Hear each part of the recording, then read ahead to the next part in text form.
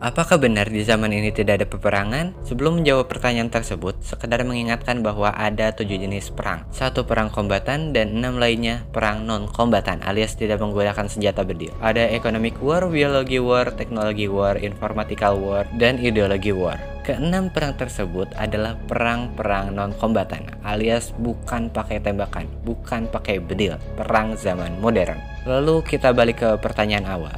Apakah benar di zaman ini tidak ada peperangan? Kita jawab, tetapi dengan pertanyaan. Apakah kerusuhan Papua kemarin itu terjadi sendiri akibat konflik horizontal biasa? Atau ada sebuah komen dari sisi negeri seberang? Apakah kabut asap di hutan Kalimantan dan Sumatera kemarin adalah murni karena angin El Nino atau buatan manusia? Apakah demo mahasiswa yang diikuti oleh anak SMK palsu adalah murni melawan ketidakadilan DPR atau ada yang modali dari sisi negara lain? Keempat pertanyaan tersebut akan kita jawab, tetapi dengan sebuah pertanyaan lagi. Ada apa sebenarnya dengan demo besar-besaran di Hong Kong tahun lalu? Penting sekali bagi sebuah negara memiliki sebuah organisasi ini, karena garda terdepan pertahanan negara ya lembaga ini. Lembaga apa itu?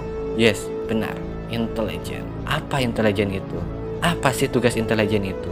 Ini ibarat kita tinggal di sebuah rumah di tengah hutan belantara. Sudah semestinya atau sewajarnya memiliki anjing penjaga yang mungkin karakteristiknya buas, galak, pandai mengendus, dan lain sebagainya. Urusan beginian, jangan kasih anjing pudel atau kucing anggora. Jebol IPO Lexus Buthan kamnya. Ideologi, politik, ekonomi, sosial, budaya, pertahanan, dan keamanannya bubar. Ada sebuah lembaga intelijen asal Amerika yang bernama CIA. CIA hanyalah salah satu dari banyak intelijen milik Amerika. Yang lainnya adalah National Security Council, National Security Agency, Patriot Act, dan lain sebagainya. Kalau demo di Hong Kong, siapa di baliknya? Mungkin sahabat sudah pada mendengar tentang National Endowment for Democracy, NED. Namun ternyata Cina juga pintar. Berita demo di Hong Kong tidak sampai masuk ke Cina karena Cina sudah punya counter informatical warfare, yaitu Cina tidak mengizinkan rakyatnya menggunakan Google, tetapi Baidu yang Cina pakai. Jadi demo di Hong Kong adalah perang intelijen. Kita kembali ke CIA. Jika kita masuk ke markas CIA di Langley, maka kita akan melihat tertulis visi, misi, moto, dan credo itu hanya ada 2 kata, yaitu protect dollar.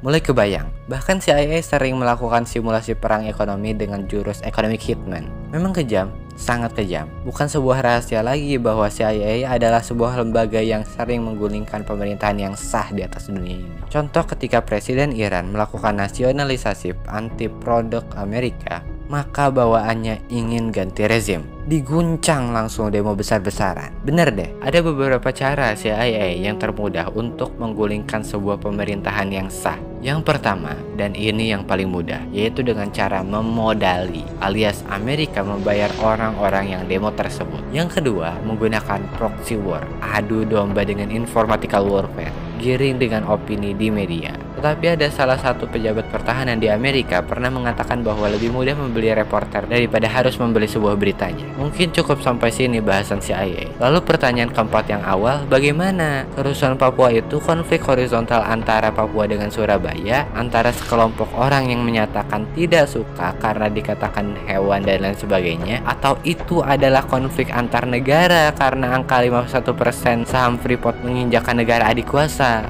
Sahabat sepertinya bisa jawab sendiri.